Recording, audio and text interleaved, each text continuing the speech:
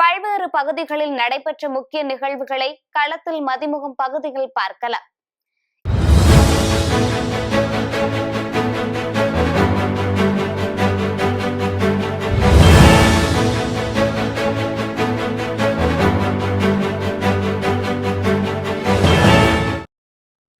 வேலூர் மாவட்டம் குடியிருப்பு பகுதியில் சிறுத்தை நடமாட்டத்தால் கிராம மக்கள் அச்சமடைந்துள்ளனர்.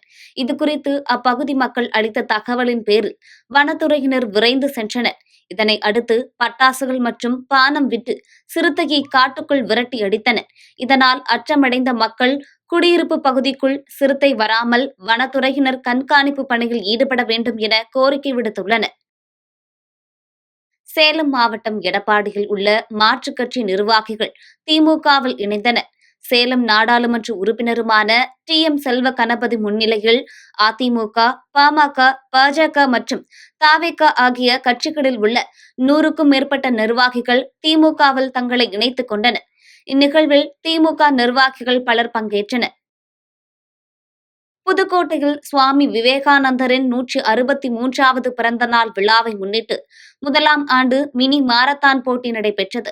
இப்போட்டியை புத்தா சம்ஸ்கார கேந்திர கௌரவ தலைவர் தொழிலதிபர் S.R. பாலகுமார் உள்ளிட்டோர் கலந்து கொண்டு துவக்கி வைத்தனர். இப்போட்டியில் 1000க்கும் மேற்பட்ட பள்ளி மற்றும் கல்லூரி மாணவ மாணவிகள் கலந்து கொண்டனர்.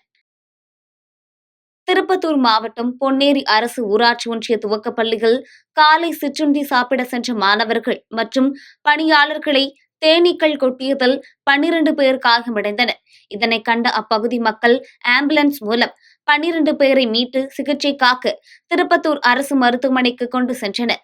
அங்கு அவர்களுக்கு தீவிர சிகிச்சை அளிக்கப்பட்டு வரும் நிலையில் இச்சம்பவம் அப்பகுதியில் பெரும் பரபரப்பை ஏற்படுத்தியுள்ளது.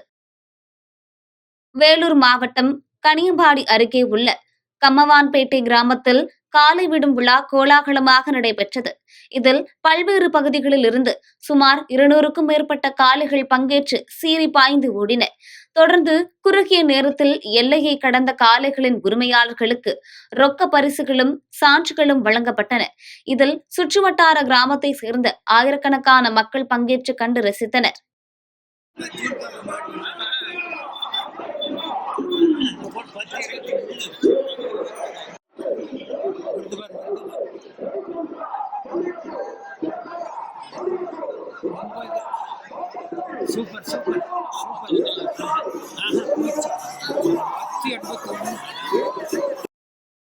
திருவள்ளூர் மாவட்டம் கும்மிடிப்பூண்டியில் முற்றிலும் இலவசமான முதல் TNPSC பயிற்சி மைய துவக்க விழா நடைபெற்றது.